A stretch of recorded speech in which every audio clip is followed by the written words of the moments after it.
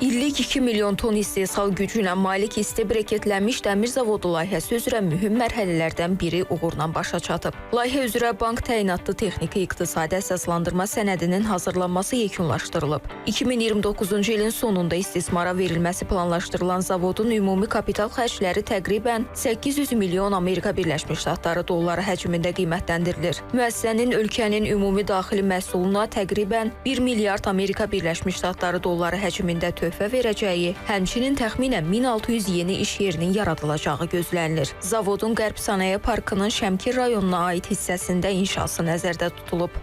Sinastil şirkəti ilə AZMC, yəni Azərbaycan Metal Company arasında ilkin layihələndirmə müqaviləsi imzalanmışdır.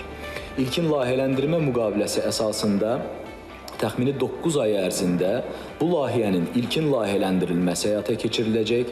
Bu layihənin gələcəkdə detallı layihələndirilməsi, təchizatı və tikintisini nəzərdə tutacaq İPC müqavilənin imzalanmasına zəmin yaradacaq.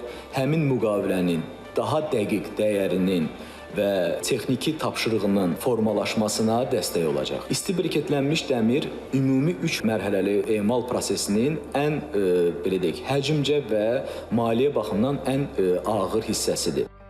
Layihə üzrə tələb olunan investisiyaların əhəmiyyətli hissəsinin beynəlxalq kredit resursları hesabına maliyyələşdirilməsi nəzərdə tutulur ki, bu da səhmlərinin 50% Azərbaycan tərəfinə məxsus olan AZMMC-nin kapital xərclərinin optimallaşdırılmasına, birbaşa maliyyə yükünün minimuma endirilməsinə xidmət edir. Zavodda ənənəvi istehsal üsulları ilə müqayisədə daha az enerji sərfiyyatı və əhəmiyyətli dərəcədə aşağı karbon emissiyası ilə seçilən və ən sərfəli kommersiya təklifi ilə fərqlənən İtaliyanın Tenova şirkətinin texnologiyası tətbiq olunacaq. Tenova şirkəti tərəfindən hazırlanmış bu texnologiya ənənəvi istehsal üsulları ilə müqayisədə istehsal prosesində daha aşağı enerji sərfiyyatı və karbon emissiyalarının əhəmiyyətli dərəcədə az olması ilə fərqlənir. Bu texnologiya təbii qaz reformerinin tətbiqini tələb etmədiyindən ümumi zavod ərazisinin daha yığcam formada qurulmasına imkan yaradır. Həmçinin CO2-nin ayrılması sistemi əsas texnoloji təchizat paketinə daxil edilib. Bu sistem karbon emissiyalarını azaltmaqla əlavə gəlir imkanları yaradır.